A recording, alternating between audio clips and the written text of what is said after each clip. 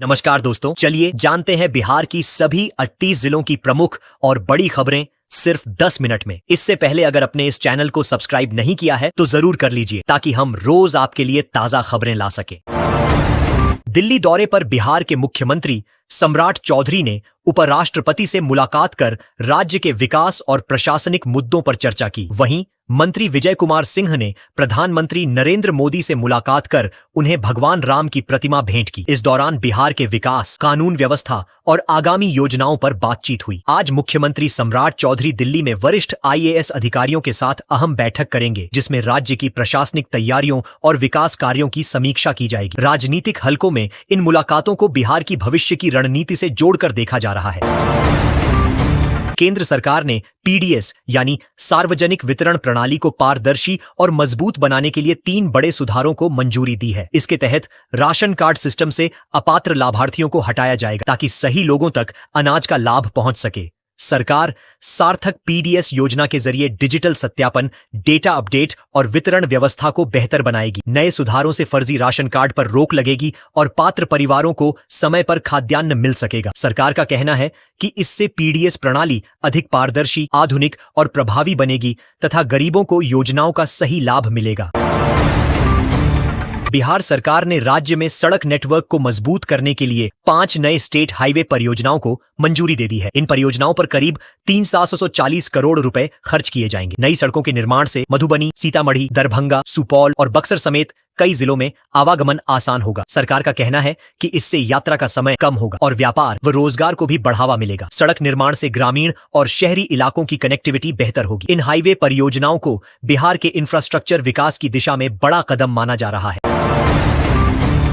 बिहार सरकार ने राज्य में जमीन सर्वे को लेकर बड़ा फैसला लिया है। अब गांवों के साथ साथ शहरों में भी जमीन सर्वे कराया जाएगा। सम्राट चौधरी कैबिनेट ने बिहार विशेष सर्वेक्षण एवं बंदोबस्त संशोधन नियमावली 2026 को मंजूरी दे दी है। सरकार ग्रामीण इलाकों में नया खतियान और भू नक्शा तैयार कर रही है। वहीं शहरी क्षेत्रों में भी सर्वे का काम शुरू होगा। नए नियमों से भूमि रिकॉर्ड अधिक पारदर्शी और आधुनिक बनाए जाएंगे। सरकार का कहना है कि इससे जमीन विवाद कम होंगे और रिकॉर्ड अपडेट होने से लोगों को बड़ी राहत मिलेगी। नीतीश कुमार गुरुवार को अचानक JDU कार्यालय पहुंच गए, जहां कई मंत्री और नेता मौजूद नहीं मिले। कार्यालय के बाहर तैनात गार्ड से उन्होंने गाड़ी रुकवाकर कहा, शाम को आइए, एक एक चीज बताइएगा क्या हो रहा है। मुख्यमंत्री के इस अचानक दौरे से पार्टी कार्यालय में हलचल मच गई। बताया जा रहा है कि उन्होंने संगठन की गतिविधियों और नेताओं की मौजूदगी को लेकर नाराजगी जताई। वहीं CM सम्राट चौधरी से भी उन्होंने कुछ मुद्दों पर बातचीत की। राजनीतिक गलियारों में इस घटनाक्रम को सरकार और संगठन की सक्रियता से जोड़कर देखा जा रहा है।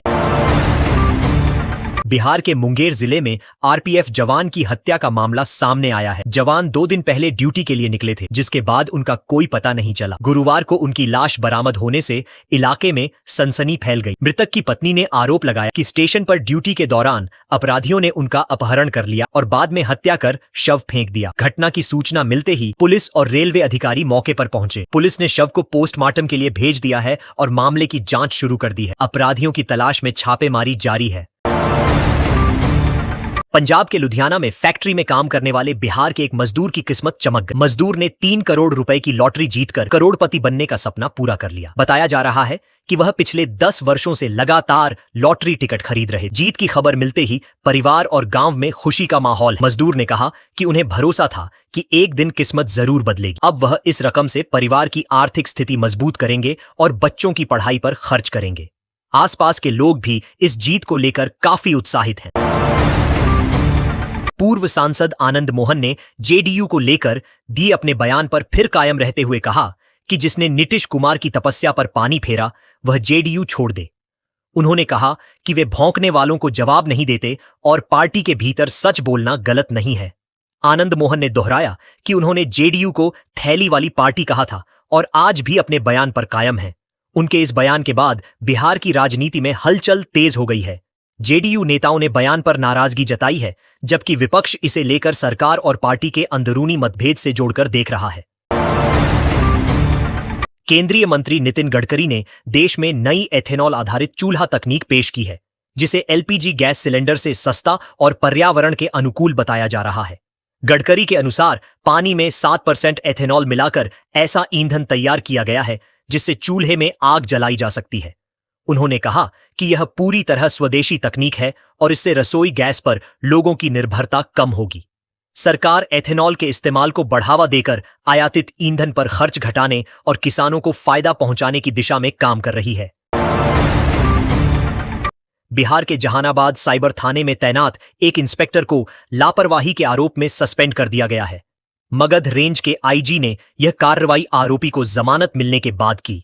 बताया जा रहा है कि जांच और केस की पैरवी में गंभीर लापरवाही बरती गई, जिसका फायदा उठाकर आरोपी को अदालत से राहत मिल गई। मामले को गंभीरता से लेते हुए विभाग ने तत्काल प्रभाव से इंस्पेक्टर को निलंबित कर दिया। पुलिस अधिकारियों का कहना है कि ड्यूटी में लापरवाही किसी भी कीमत पर बर्दाश्त नहीं की जाएगी। घटना के बाद पुलिस विभाग में हड़कंप मचा हुआ है। औरंगाबाद में कांग्रेस ने केंद्र सरकार के खिलाफ पोल खोल अभियान चलाने की घोषणा की है। पार्टी जिलाध्यक्ष ने कहा कि देश की जनता महंगाई, बेरोजगारी और बढ़ती कीमतों से परेशान है, लेकिन प्रधानमंत्री नरेंद्र मोदी विदेश दौरों में व्यस्त हैं। कांग्रेस नेताओं का आरोप है कि आम लोगों की समस्याओं पर सरकार ध्यान नहीं दे रही। अभियान के तहत कांग्रेस गांव-गांव जाकर केंद्र सरकार की नीतियों के खिलाफ लोगों को जागरूक करेगी। पार्टी ने दावा किया कि बढ़ती महंगाई से गरीब और मध्यम वर्ग सबसे ज्यादा प्रभावित हो रहे हैं। इस बयान के बाद बिहार की राजनीति में आरोप प्रत्यारोप का दौर तेज हो गया है। बिहार के रोहतास, गया और औरंगाबाद जिले अब खनिज संपदा के बड़े केंद्र बनने जा रहे हैं। राज्य में निकेल, क्रोमियम और पोटाश जैसे महत्वपूर्ण खनिजों का भंडार मिला है, जिनका उपयोग लड़ाकू विमान, रक्षा उपकरण और बड़े उद्योगों में होता है। केंद्र सरकार ने इन जिलों के कई मिनरल ब्लॉक आवंटित किए हैं और इसी साल खनन कार्य शुरू होने की तैयारी है।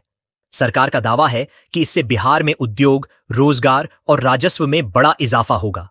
खनन परियोजना से हजारों लोगों को रोजगार मिलने की उम्मीद है और बिहार की अर्थव्यवस्था को नई मजबूती मिलेगी।